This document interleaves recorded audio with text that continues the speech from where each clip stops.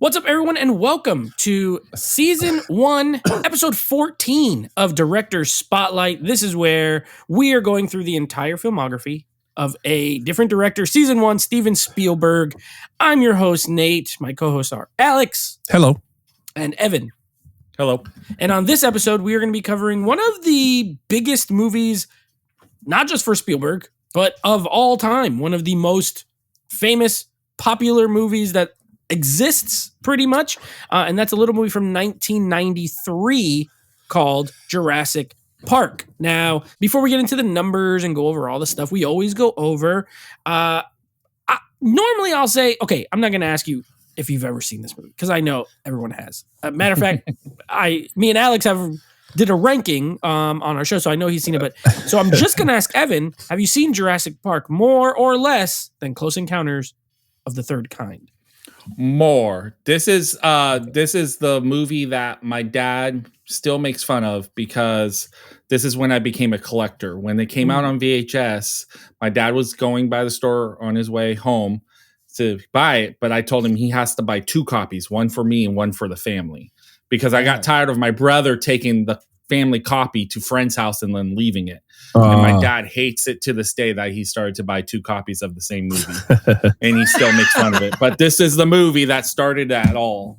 So okay, I like that. A fun little story. Alex, do you have any sort of history with this movie, or is it just one that's like it came out, maybe you saw it later, you didn't see it in 93?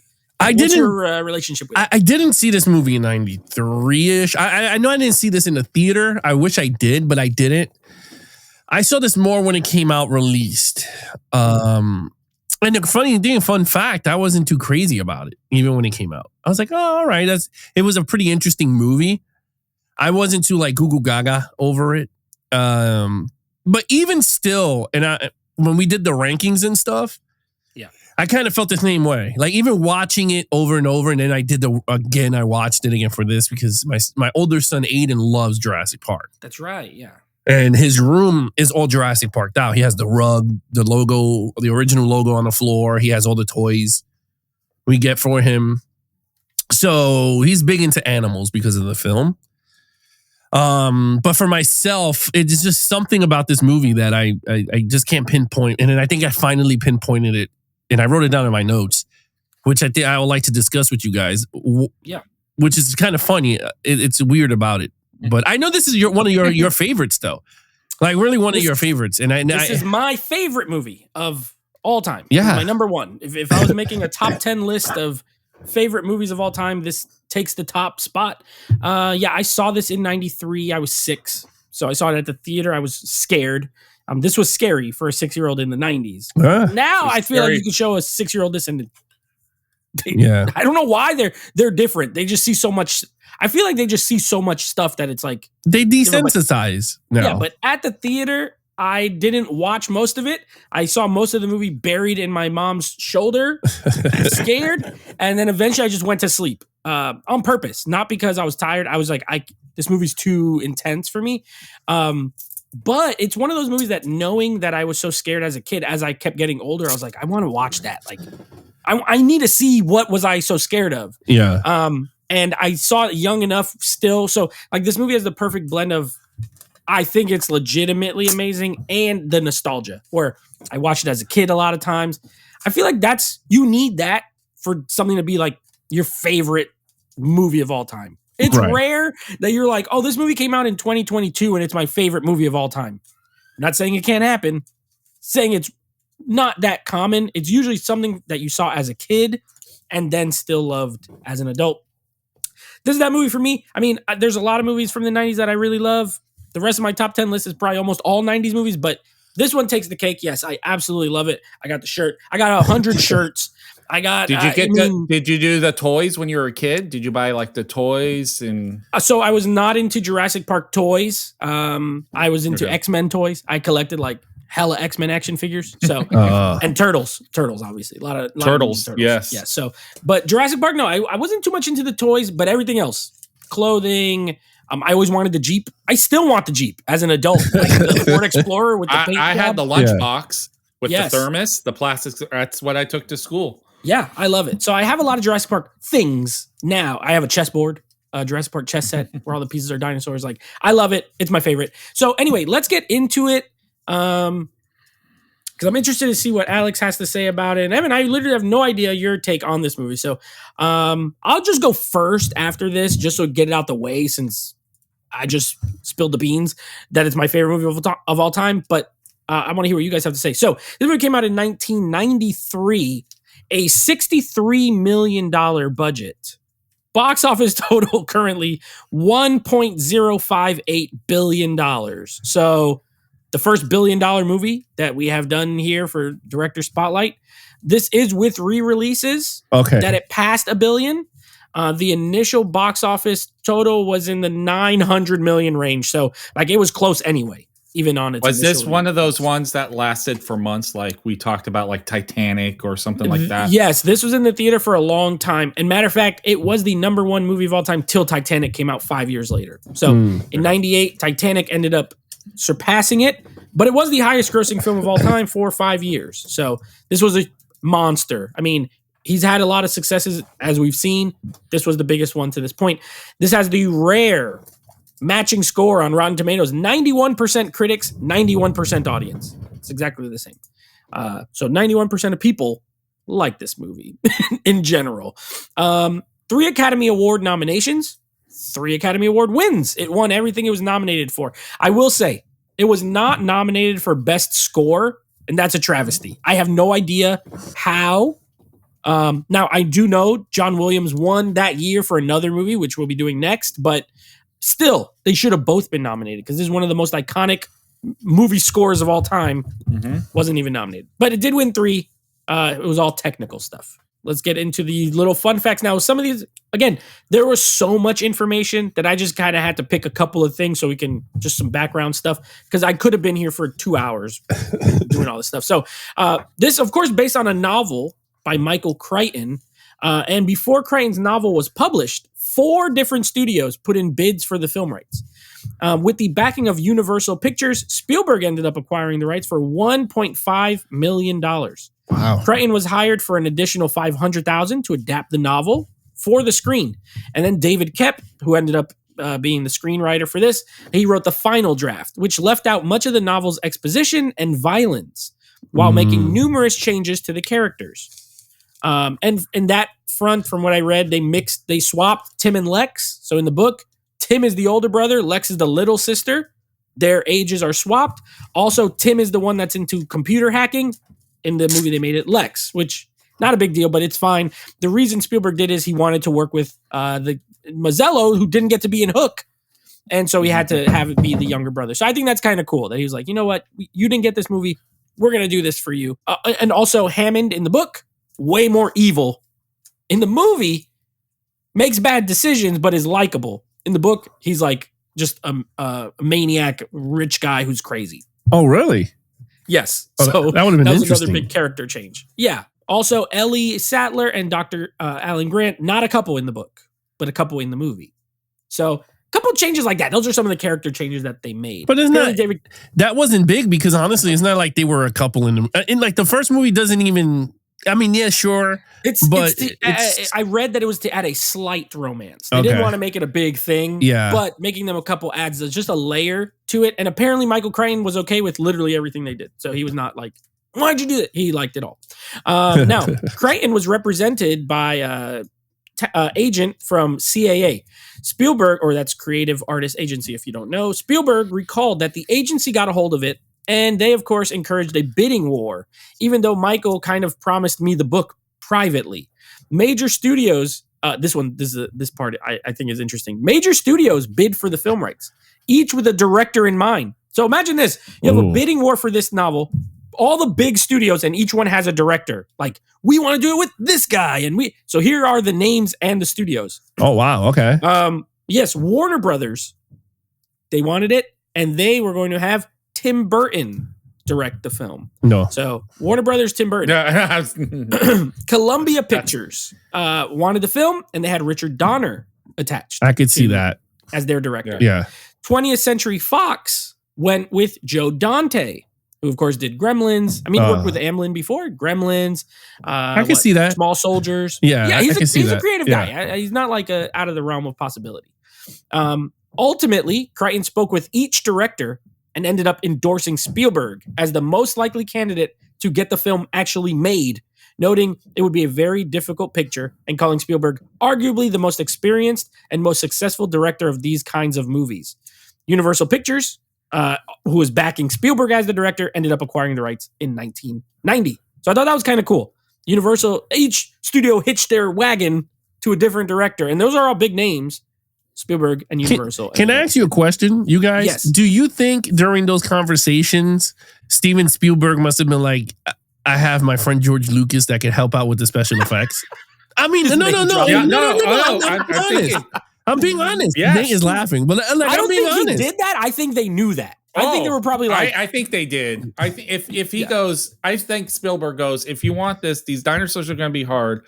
I've already dabbled in computer effects. I've already dabbled in all these because you named everyone else. You got the Gremlins guy, which is working with Spielberg, and that's how he got Gremlins made. Yep. Then you have Richard Donner, who is a action practical set. And he worked with Spielberg on Goonies, so like also familiar. Yes. Yep. Yes, but he's more of like his stylized is the big practical set. Can you actually put a dinosaur there? No, like you have all that stuff. And Tim Burton, if he would have got it, that would have been he at this time so stylized. Johnny Depp would have played the rabbit. Yes. No, Johnny Depp and Winona Ryder would have been Dr. Alec Grant and Ellie. I think he would have been Malcolm. Oh, he could have been. He would have been good. I think he would have been a funny Malcolm. But honestly, Tim Burton would have been pretty interesting because he does a lot of claymation. So those dinosaurs would have been stop motion. Yeah, stop motion. That's what it is. They would have did some weird stop motion. But I'm just wanted to ask you guys because I feel like Steven Spielberg was like, I could do this with a help of my friend that has special effect. Like he's big on special, like George Lucas's division. You know what? I'm really glad you asked this because you didn't even know this. But my next bullet point here is about the effects and the making of the movie. So, excuse me. So the dinosaurs were created with groundbreaking computer-generated imagery by Industrial Light and Magic, or ILM, if you're a big movie person, with life-size animatronic dinosaurs that were built by Stan Winston. So not only is he working with ILM, he's also working with Stan Winston, who's one of the most famous creature movie guys that there ever was.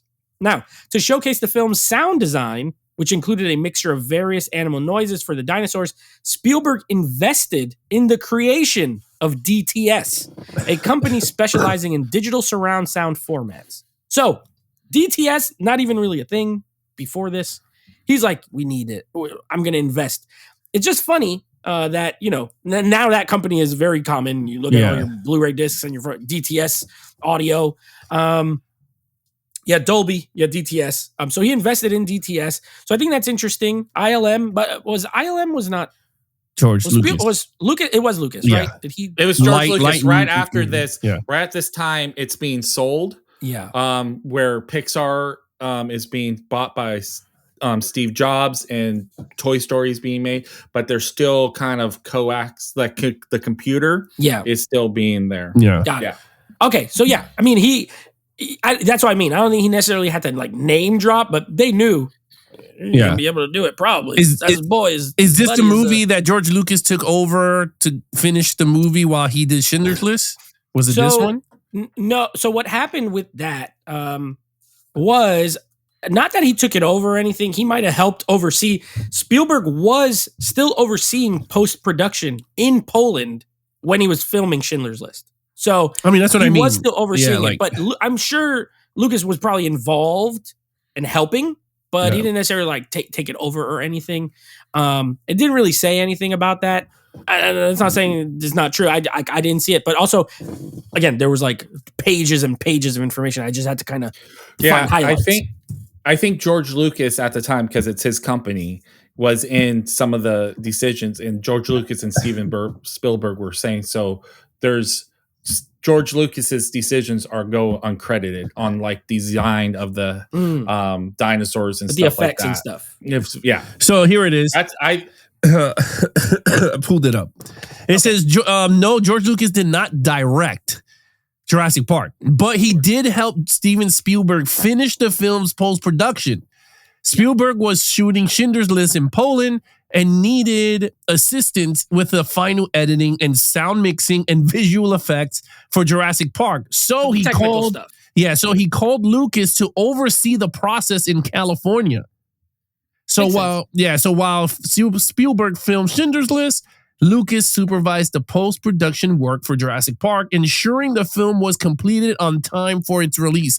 Let me tell you something. That is a best friend when you... I keep saying this. That is a best friend when you could literally give this guy over your film and say, bro, I need this to be done by this time. You trust him enough to do it. Yes, exactly. And he's talented enough to do it. Because I have a hard time letting people even touch my... doing editing for our videos. And it's crazy. Like, I mean, that's a cool relationship. I keep saying this, but that's a really fun, dynamic relationship that you could just be like, bro, I need you to finish this while I'm doing another movie. And he's like, all right. And what's nice is that George Lucas owns Industrial Light Magic. Yeah. So I bet you he was part of conversations along the way, and he's not just coming in last minute. Right. Like he's probably knows more about it than any other director coming in and doing it. Yeah. It says, thanks to Lucas's help, the post-production of Jurassic Park was completed and allowing it to be released on schedule for the first time in Steven Spielberg's film career. That's good. and you know, the crazy thing is Spielberg had 2 movies come out in 93. So the next episode will be the second one, like you already touched on it. But, you know, this was filmed in 92. Yeah. Towards the end of 92, and then all the post-production brought it into summer. This was a summer blockbuster. Now, the last note I have here, and this was an interesting one. I had no idea about this, but I liked it. James Cameron revealed in 2012 that he tried to purchase the rights to Jurassic Park, only to discover that Steven Spielberg had acquired them a few hours before. He did. Now, before we get to the last part of this, which is pretty good, Cameron would have been a good choice for this. He would have been good. You're talking effects. He had already done Terminator 2. He already had, him with computer. As far as big spectacle directors, probably after Spielberg, he would have been the name that's like, I get that. I could see it. Would have been more action oriented than story. Well, he says what it would have been. So James Cameron said his version of Jurassic Park would have been much nastier. Yeah, comparing grittier, it with the 1986 film Aliens. Yeah, I knew He realized he was not the right director for Jurassic Park after seeing the finished product, and he commended Spielberg for making a film that could be enjoyed by children as well as adults, and not just an R-rated. Because apparently the book is super gory, and they took out the gore. And I read this. Michael Crichton, who said he was perfectly fine with them taking it out.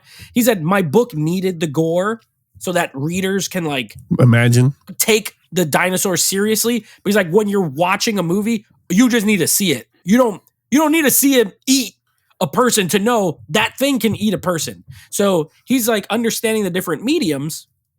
Movies are different than books. So I kind of like that. I like that Crichton was so like, you know what? Do what you got to do. Make it good. You know what I mean? Some authors, and he said, it was funny. He said, you never hear a writer tell someone else, get someone else to write this. He's like, I was willing to do it because I had already written the book. I was kind of sick of it. I wrote a draft. I said, please take it over. Do what you got to do. Love the movie, by the way. And also the 1.5 million he got, he did not want to do a bidding war. His agency did, but he had a firm price because he said he could have got more money, but he didn't want it to drag on like the movie Congo. If you guys know the movie Congo, that's my joint. That's also my Michael Crichton book, and that took years and years and years and years to make because the rights were switching over, and the rights were. He's like, no, give me 1.5, take it, make it. And this came out before Congo. And Congo was in development before Jurassic Park. So, and didn't Michael Crichton direct Westworld? And he wrote and directed. Yeah, and he wrote Westworld. that. So he's also a movie maker. Like we're coming out of people who. So I think he understood that he's not a writer who holds dear and says I'm just an author and doesn't know the process. I think he understands what it takes to make a movie and what it does to the story because he wrote the book, right? Yeah, and then directed the movie, so he understood that it doesn't go the same. It's not the same medium. Yeah. And he says as much. I mean, Michael Crichton, you read about a lot of this background stuff. Yeah. Seems like a guy who, if more people had this approach, their movies, their books would probably Yeah. get picked up, and he was willing to write a treatment, and he's like, you know what, you polish it, you finish it, you do it. And Spielberg, apparently they went through a couple of writers. David Koepp ultimately ended up. Also, quick fun fact, and then we'll get to our reviews. There was a number of scenes that were removed from the movie that were in the original book that have been featured in the subsequent sequels. So the Dodgson character, remember at the beginning when he's like, Dodgson, we got Dodgson here. Yeah. In Dominion, ultimately, the company Biosyn ends up making their first appearance. That's in the first book. That doesn't even take, it doesn't take that long. So they that ended up being featured. It was removed from the original movie. The scene with the pterodactyls in Jurassic Park 3 in the aviary, that is in the original Jurassic Park, ended up being in Jurassic Park 3. And the riverboat chase scene that was in the newest movie, Jurassic World Rebirth, is from the original book. And the reason they did not do it is David Koepp, who also wrote Rebirth, so he's like, you know what? There was this part, we didn't get to do it. We're going to put it here. He said it was hard enough getting the technology to work for these dinosaurs. Also, you could not CGI water in 1993. And he's like, it will be impossible to film a T-Rex swimming in 93. They said logistically, it was too hard. It would have been too expensive and it would have looked bad. So they took it out. Good choice. I'm going to be honest. Good choice. Save it for later. It's fine. But apparently there were a lot of set pieces that were in sequels and characters that were all in the original book. How many books are there? Is there just 2? I think there's only 2. I think it's just Jurassic Park, and I think The Lost World is a book. The rest is just movies, as far as I know, and they just kind of kept. But the fact that they had enough material to pull from in all these sequels is kind of cool. I think it was a big book, they said, and they had to pick 7 or 8 things that they liked and just film that. Yeah, there's only 2 books: Jurassic Park and then Lost World '95. So Jurassic Park 1990, Lost World 1995, the follow up to it. And I think the Lost World, the movie, came out in '95. Yeah, I think so.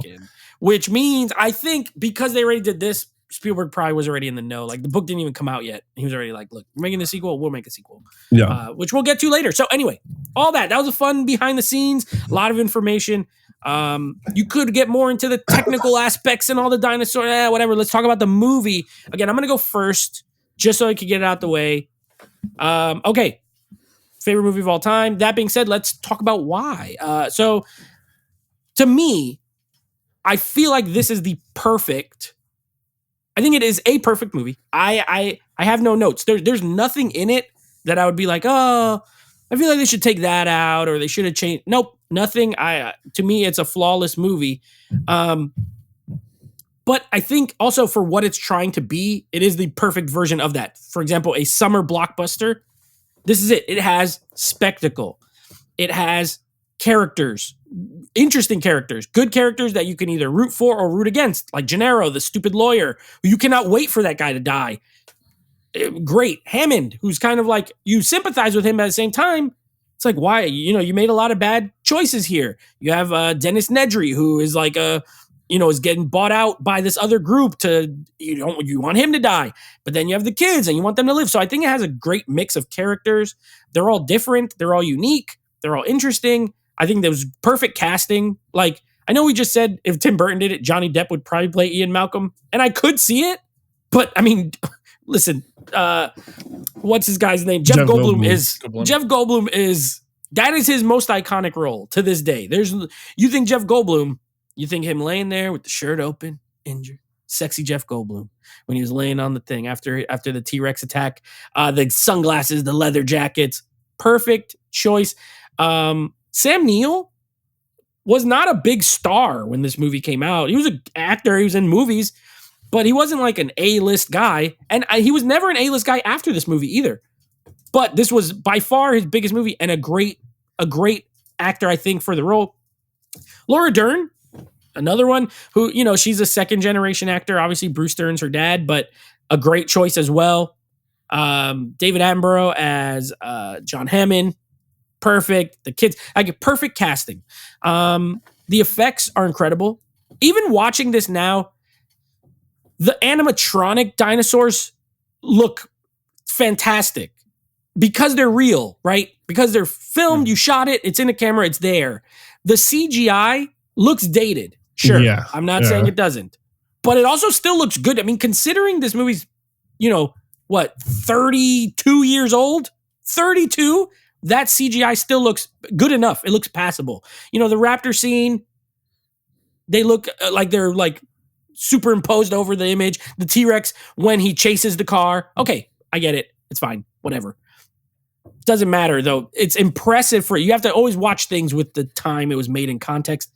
It looked amazing at the time. People were blown away, like, what in the world? So on a technical level, I think the movie's fantastic. Score, amazing. John Williams' music is just one of my favorite scores of all time, one of the most iconic scores of all time. I think the movie has a good mix of thrills. I don't think it's scary by today's standards, but I think it was scary. Like I said, it was scary when it came out. And I think it has a good mix of the scary thriller type stuff. You have a little comedy, like there's humor throughout the script. I think they picked really good times for the humor. The movie kind of goes in these, and maybe you guys agree, it goes in these like waves where, you have the opening where it's like scary, where that guy's getting eaten by a raptor. You don't even know what's going on. And then you get it's calm, whatever. Then they get to the island. Once they get to the island, it goes in waves where it's like crazy stuff happens. And then you have these down moments where they're recovering from what just happened and they're talking. There's like usually little bits of humor. And then it's another like scary, intense set piece. And then it comes down. And I kind of love that it goes in that way because it makes the pacing really good to me. I'm never bored. I've never been bored when I've watched this movie. I think the movie flows very well. So I really don't have anything negative to say, which might be boring, but it is what it is. I just think it is a masterpiece. My favorite movie ever. My favorite Spielberg movie ever. I don't have any problem. I'm interested to see what Alex has to say because he had a note on it. But to me, nothing I would change. Perfection, in my opinion. Alex, let's go to you so you could get it out the way. What is your review on this film? Well, first things first, I don't know if you knew this, but Steven Spielberg offered Harrison Ford Dr. Grant. He was Dr. Grant, like literally Dr. Grant. He was in all the storyboards. Yeah. And they said I could see that. They said that was the factor of him turning down the role, was because it says here, when Harrison Ford seen the concept arts of Dr. Grant running away from the T-Rex, he said that it's just like Indiana Jones. And he was like, I don't want to be confusing Indiana Jones and Dr. You want to keep playing adventure archaeologist. Yeah. Now, I'm going to be honest with you. Harrison Ford would have been an awesome Dr. Grant because he has the charisma. But I totally understand why he would say no. Like, I mean, if I was him, I would say no too. I mean, Indiana Jones is way better character. Yeah, you don't want to get you don't want to get typecast. That's another thing. And also, yeah. again, with that out in mind, I just think Sam Neill still ended up.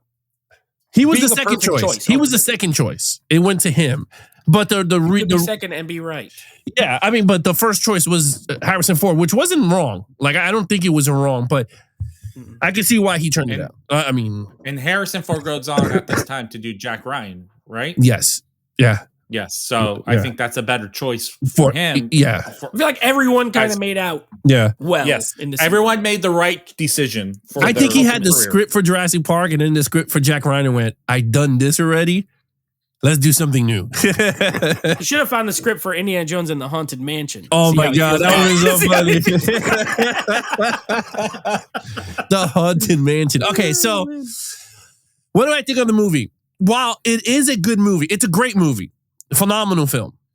I do have certain things about the movie that is still to this day, it irks me even rewatching. Personally, for me, when Timmy goes in the car, he goes over, and they're just, for me, it goes slow there. It's just me. When they would, they're chilling on the tree branch and. Oh, with the Brachiosaurus? Yeah, with the Brachiosaurus. I feel like the movie's just too slow. I'm just like, okay, and I get it. I totally get it because you went from a big set piece with the T-Rex and now you have to bring it down for the audience. I totally get it. But just personally for me, I just felt like it's kind of like a weird, like you said, a roller coaster of emotions. But I just felt like I think they should have just capitalized and continue going. Like, keep pushing the envelope. Like Aliens, they kept pushing it. Like, they didn't stop it. Like, once the aliens came into the room, nonstop terror. And I can understand why he did it. It's very it's a very Steven Spielberg trope too. Even us watching all these movies, his thing is very a roller coaster. It's never a guideline to continue going. Same thing with Jaws, right? Jaws is his most terrifying. Exciting in spots. Yes, like when the Jaws comes to the boat, you're like, oh damn, and then it goes the roller coaster. They're chilling, and then it comes back again. It's like, oh, so I feel this has the same tempo as Jaws, but when it does terrify you, yes, with the look, I'm gonna be honest, the best scenes are the T-Rex and the Velociraptor scenes, and I still think even when the guy is like, oh, I could see it, start running, and then John Williams is doing that freaky horror sound, and she's running and doing the. Watch out! That was so good. We might get copyrighted. You know what I'm talking about. Copyrighted for Alex. Yeah, and then she's doing like the Tomb Raiders thing, like she's swinging on vines, and then she locks the door, and then she's acting for Samuel Jackson. Girl. Yeah, one of the most iconic lines. And then you see the eye through the branch, and it came from the sides. Bro, it's on T-shirts. Clever girl. Clever girl. Like, so for me, I don't know. I just feel like I'm not a roller coaster type person. Like for me, if you're gonna hit me with the terror, like I just want to continue going with the intense. And I think even throughout the Jurassic Park franchise, all 7 or whatever we up to, always been like that. There's never been a movie that is just straight like emotional, like, you know what I mean? Like when Allie's in the dark room, whatever, she's like, oh, you know, the hand falls and it's a hand. And then she screams because then the Velociraptor, you can see it was fake coming out the thing. And I'm like, okay, this is dope. But the Velociraptor didn't bust out and went after her. Because I think that would have been a dope scene. The Velociraptor running towards her and she got to go up the stairs. Because it's like, how did the Velociraptor go up the stairs? You know, with the 2 legs, you got to learn. So, I don't know. I just feel like, and then certain scenes that you have that is kind of dumb. You have the T-Rex looks small. And then next thing you know, you have a big 80-foot drop where the car goes over. So you're like, okay, that's a kind of it's a very bad movie editing thing, but there's nothing you can do because it's, like you said, 93. So you got to look at it that point. So for me, I just have certain nitpicks that, I mean, it doesn't matter. It's still a great movie and it's still a perfect fantasy movie. Right, you have your villains in not Dotson, the fat guy who puts Nedry. Him, right? Like he gets everything. I wish he got to the boat and got eaten when he got to the boat.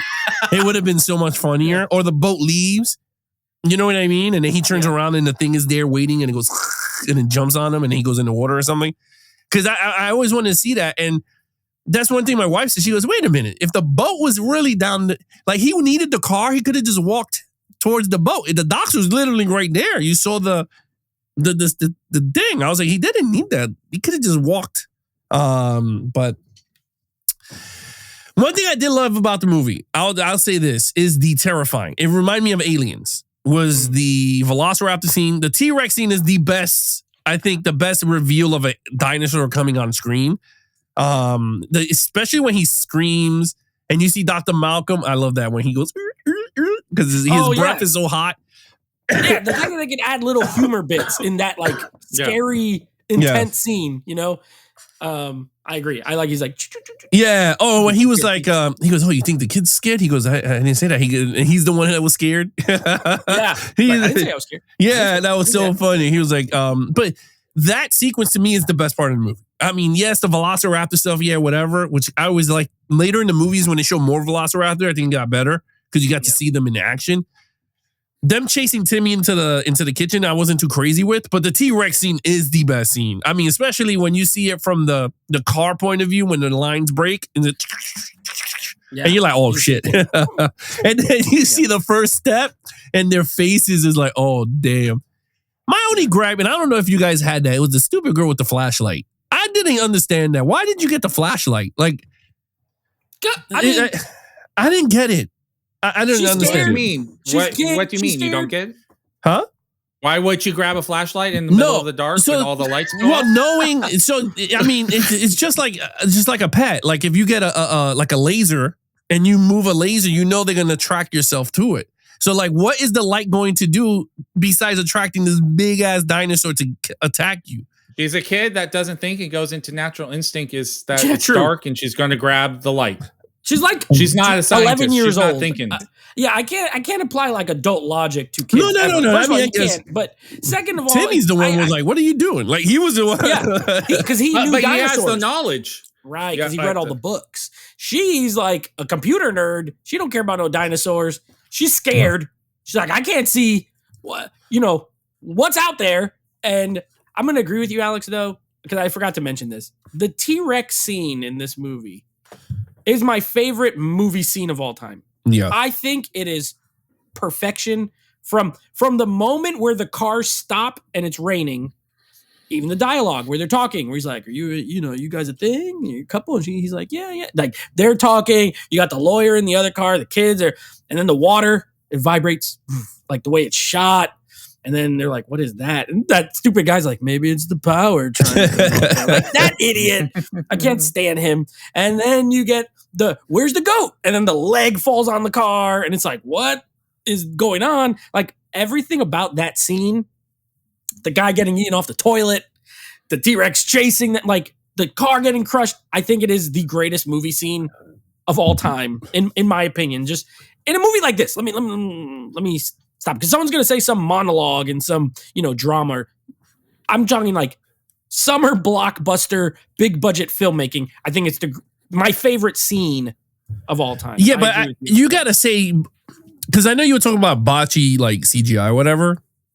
Not botchy, like it's just outdated. It's dated. Dated. Yeah. That in that scene is, I don't know. You can't tell what is CGI and what's practical because even the scene that he turns the flare on and he's in front, it looks real. The first time, yeah, and he goes roar, and he goes, and I think that's a real mouth. No. I mean, but what I'm saying is that from that point when he opens his mouth with all the rain and then he starts galloping towards him and then he throws it. It's a very dope blend because you kind of don't see the dated CG. You're just like, whoa. Well, there's a reason why the car where it looks really dated. The Jeep. Yeah. Oh yeah. Right. Yeah. Well, because there's a reason it's filmed in the rain at night because you could hide all the blemishes of CG. That's why so many early CGs, you have rain, you have it night, you have it dark because it blends. It's easier to blend. Oh no. I bet it does. I'm just saying, like, out of all the scenes that we've seen in the movie, that scene looks flawless. Even when he's chasing Malcolm in the car, and he's like, go, and you see it like going mad fast. Yeah. It still looks really pristine, and it's not even raining. It's dark. You watched it on 4K multiple times too. Oh no, because I don't have the 4K because I've been afraid to upgrade it. Because Blu-ray. Don't be crazy. Good. Yeah, don't be nuts. Go get the 4K. You will like it. I'll get the new one. The new one has some of these CGs. When you upgrade it to 4K, you're like, okay, now you're showing all its flaws. The only flaw, I'm gonna be honest with you, and Nate could even attest to it. The only flaw you will see it is some Velociraptor scenes, and the one that they first do the famous scene with the glasses, and he sees all of them walking, the big Brontosaurus or whatever with the long neck. Yeah, that looks very dated. Nate could attest. It looks very dated. Yeah, that scene does. When the raptors first walk into the kitchen, and they're kind of like it's two of them, and that. It looks old, but then there's it's mostly animatronic, so then it looks good. The T-Rex scenes all look good.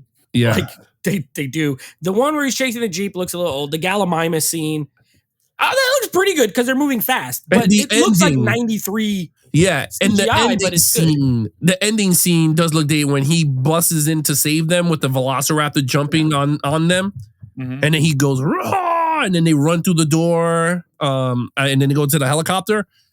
That's very dated. But other than that, it doesn't look so dated that the Blu-ray's better choice. It's not. Let's put it this way, Evan, because I'll let you go right after.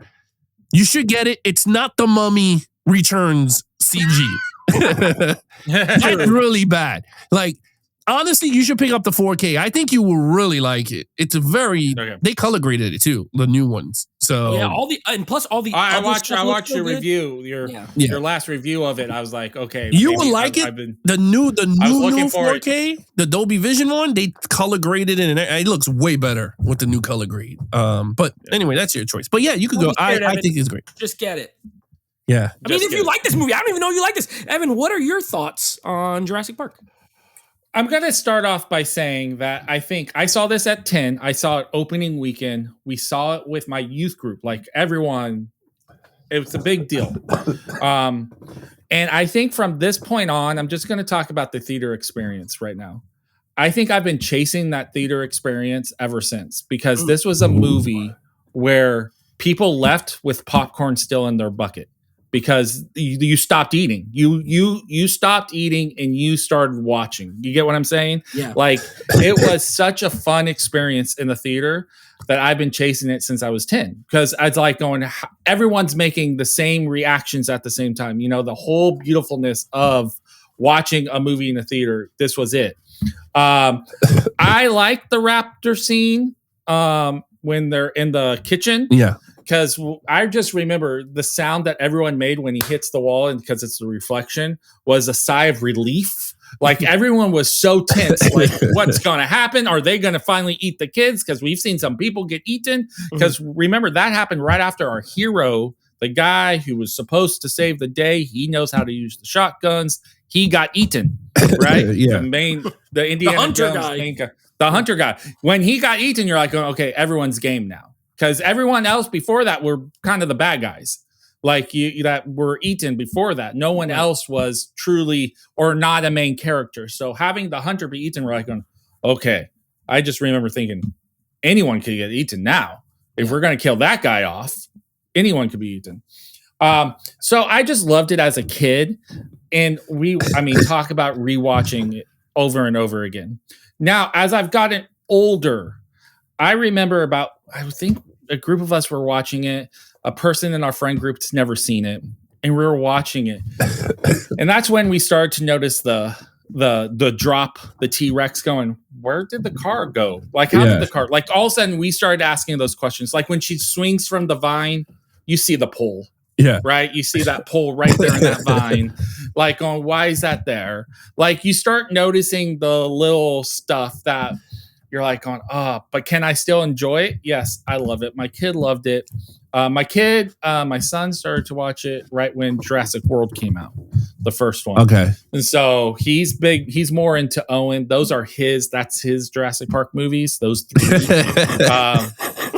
I know you're giving the face, but I'm just saying that's what he's 7 or 8 when those came out. So those are just right. But he likes all of them. Except for the new one. I knew the new one that was bad, because I said, we saw it, we went to the theater, and then when it came out on 4K, I said, do we want to buy it? He goes, nah. And he likes Dominion? Yeah. We bought all 3. It has Chris Pratt, his favorite character. Because that's Chris Pratt, yeah. Okay. And it has blue. It has blue. So sure. I enjoy. I'm not going to get into Dominion. I actually enjoy Dominion. But look at Nate. If you're listening on the podcast, I've never seen a face expression change so fast. His face dropped. Disappointment. Okay, but we're not here. We're not here to talk about that horrible movie. It doesn't matter. Originally, one, but no. Keep going. But I do love this movie. There's so many iconics. Like when she's eating the Jello, like that plays in my head. Like yeah, shaking the hand. I'm assuming the kids don't annoy you, Nate, in this one. No. I like them in this movie. Yeah, I did too. There's a reason why I think. What's her name?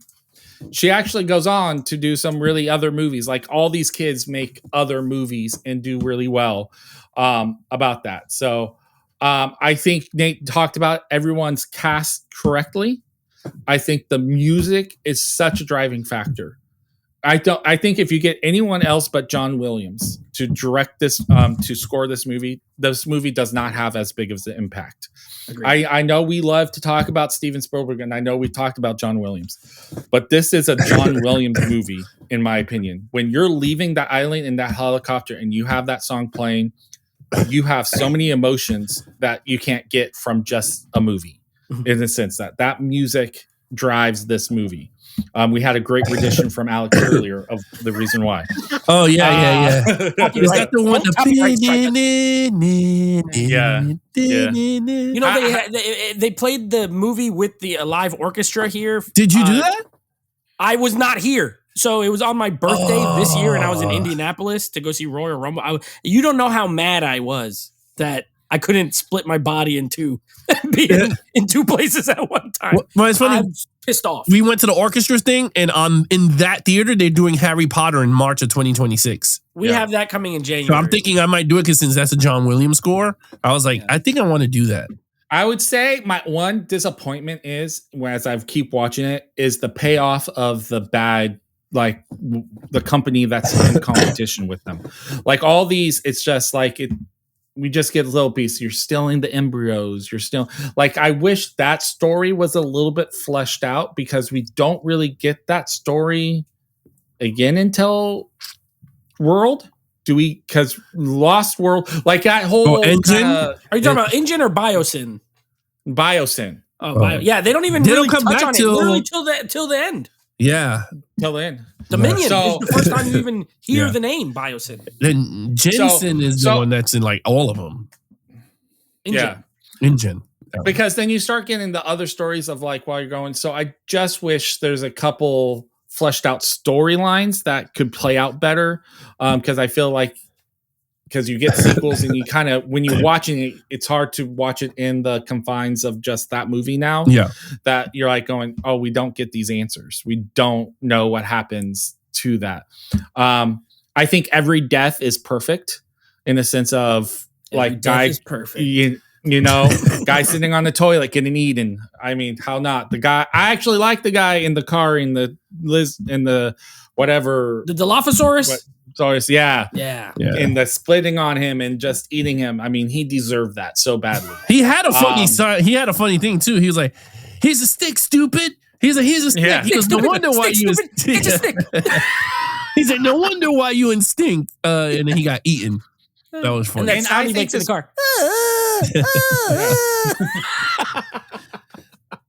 And it comes out at the right time where us as an audience we're not into computers, not into like the majority are learning that. So like the whole computer scenes, like they get to develop those stories and like not have to worry about that the audience knows too much. Because that's like right now, it's very hard to do those type of storylines of like, because we know more than sometimes because we know how computers works and we know like that's not going to happen. You're not going to have that redundancy. There's a way just turning off the power and turning it back on is probably not going to solve your problems with that kind of program. And so, but it fits perfect for the time period. I have no complaints. I do think that we've all talked about them already. There's some continuity issues that when you think about it, doesn't make sense, but it's such a fun movie. It's enjoyable and it's iconic I think for us as who grew up watching it, there's nothing wrong. And the only downside I have has nothing to do with the movie itself, but just how everything became about Jurassic Park in the schools. Everything became about archaeology, digging up dinosaurs. Every toy, like all of a sudden, it just becomes so much that you get kind of burnt out on it. So No, I'm just saying. I see what you're saying. The cool thing is, I will say, this movie reignited people's interest in dinosaurs. Period. Yes. I didn't even care about them. Like as a kid, I don't care about no dinosaurs. Whatever. The fact that, and now look after this, how many dinosaur movies were made or have been made or took inspiration from, or, I think Spielberg did this with Jaws. He did for dinosaurs what Jaws did for sharks with this movie. Mm-hmm. Honestly, there's no Jaws. You're not getting 1,000 shark movies. Or what Top Gun does for flying. Yeah, like it literally makes it like we need to make more of these kind of movies. You know what I mean? So even though dinosaurs, like specifically this style of movie specifically didn't keep happening, dinosaurs in general, like you had like We're Back, that cartoon that came out a couple years later that Spielberg produced. You had the sequel to this. You had when does Land Before Time come out? Land Before Time was an 80s movie, so that was before. Okay. But that was prehistoric. Like these were bringing dinosaurs to modern times. That became like the Ice Age. Well, Ice Age was prehistoric as well. But you have even Godzilla 98, where it was more of a dinosaur movie than a Godzilla movie, honestly. How about dinosaurs with the Nakamama? Yes, the show Dinosaurs. Yeah, Dinosaurs. Yeah, that show was kind of funny. I remember. I always loved that show. I'm the baby, gotta love me. Yeah, yeah. So that's true. Anyway, I agree with what you're saying as far as the T-Rex thing. Okay, because this is always and then we got our scores and wrap this up. That always comes up, and it's funny because it always comes up in hindsight. No one ever watches this movie for the first time and says that. I've watched this movie for the first time with people, and they're never like, "Oh, how'd that drop come?" It's only when you watch it 5 times that you're like, wait a second.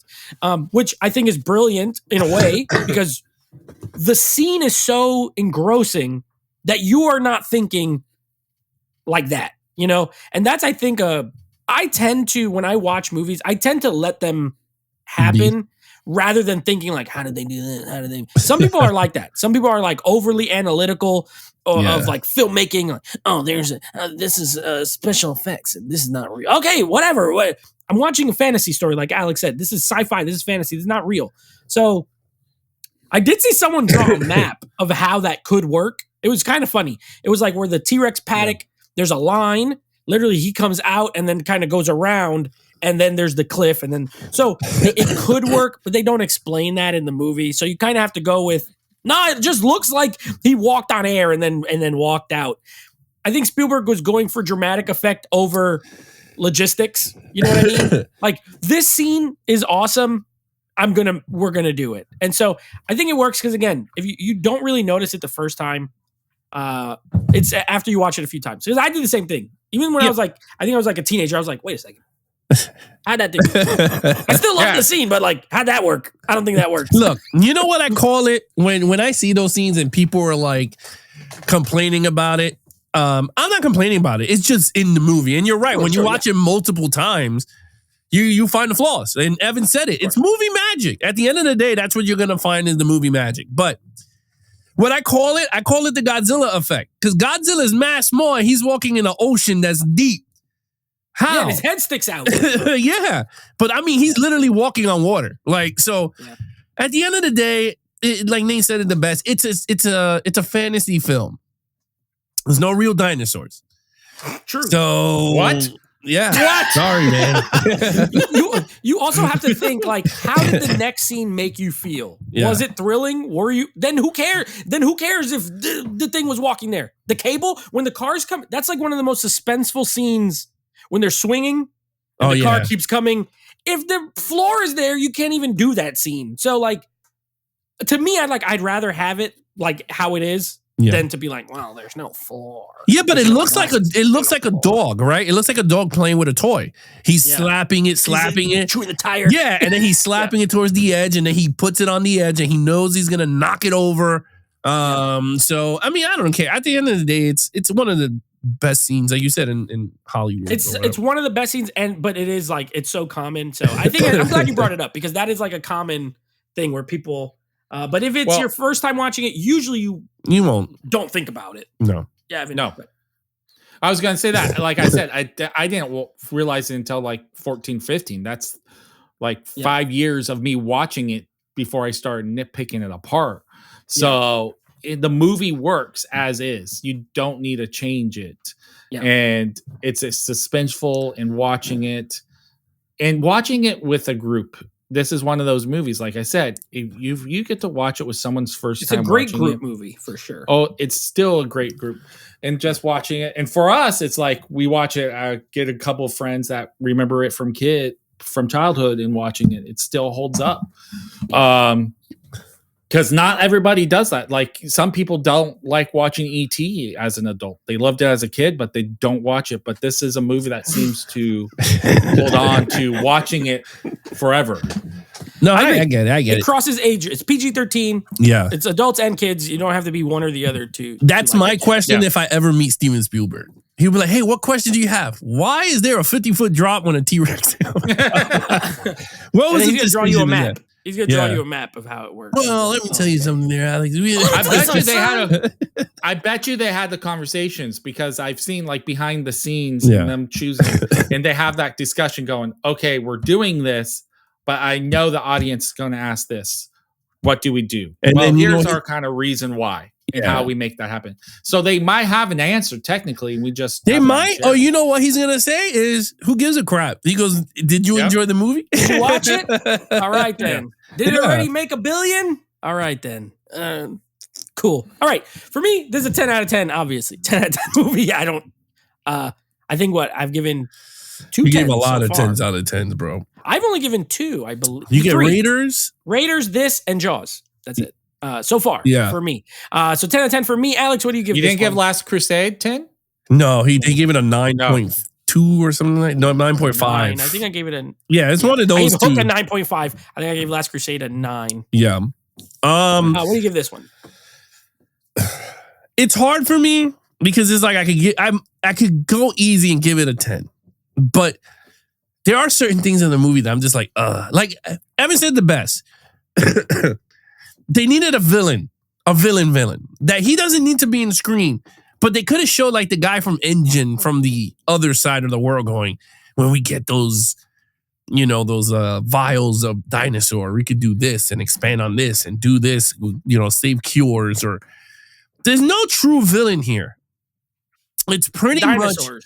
No, well, yeah. I mean, they're the well. But are they the villains? Yeah, they're not really the villains. No, villain. What I mean is, you have hero characters. They're trying to survive the dinosaurs. Right, but what I mean is, there's no mastermind. Like, there's no one like. You got the Chinese guy that makes the dinosaurs, and then he's in every movie. Yeah, Henry Hu. He's in everywhere. But he's truly not. He's just the engineer or, the scientist. He's also in the book more. Okay. He got written down to just this one scene in this movie. I just wish personally that there was that bad guy that wants something, and he's the one that caused all this havoc for the park to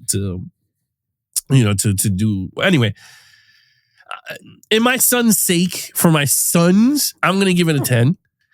Because they like it. Your son gets mad. For my son's sake, I'm gonna give it a 10. It is a semi-perfect movie.